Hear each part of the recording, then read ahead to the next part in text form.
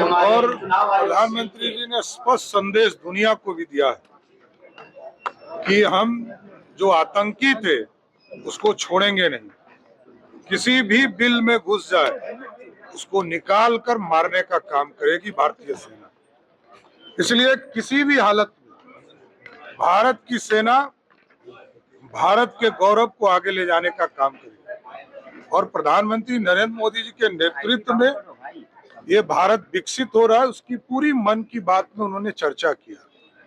चाहे वो इस देश में सैटेलाइट्स कैसे स्थापित हुए, एनडीआरएफ को कैसे स्थापित किया गया है, सचेत के माध्यम से हम कैसे सचेत हो सकते हैं, उनकी पूरी चर्चा उन्होंने किया है।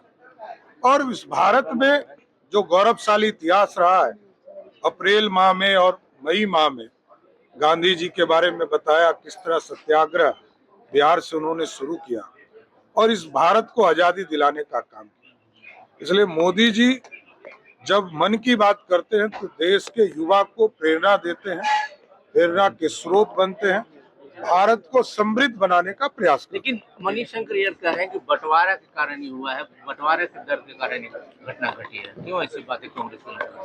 देखिए, इस भारत में यदि नरेंद्र मोदी जी की सरकार 4 करोड़ पक्के मकान बनाती है तो उसमें सभी धर्मों को, अल्पसंख्यक समुदाय को भी 1 करोड़ से अधिक घर देने का काम करती है। पानी का पहुंचाने का काम किया जाता है 10 करोड़ घर में, तो सभी के घरों में पानी पहुंचाने का काम किया। इसलिए इस देश में कोई बंटवारा नहीं है।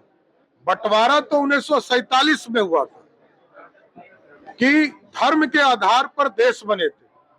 और जो भारत में रहने वाले हैं, भारतीय जनता पार्टी और एनडीए का स्पष्ट मानना है कि जो भारत में रहते हैं वो भारतीय हैं, वो सभी धर्म के लोग रह सकते हैं।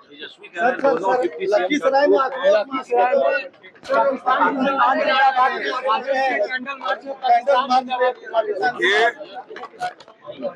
कैंडल मार्च और आज भारत को एक होने की जरूरत है। ये धर्म में बटा हुआ देश नहीं है, सब एक है और पूरा भारत मिलकर आतंकियों से लड़ने का काम करेगा, यह स्पष्ट है। तेजस्वी यादव कह रहा है कि दोनों डिप्टी सीएम डरपोक है, एक सेंटर पर पोस्ट करके आना गए थे, एक ही परिवार के 3 लोगों की हत्या कर दी गई, अपराध बढ़ गया, ये तमाम चीजों को लेकर स्वाभाविक है।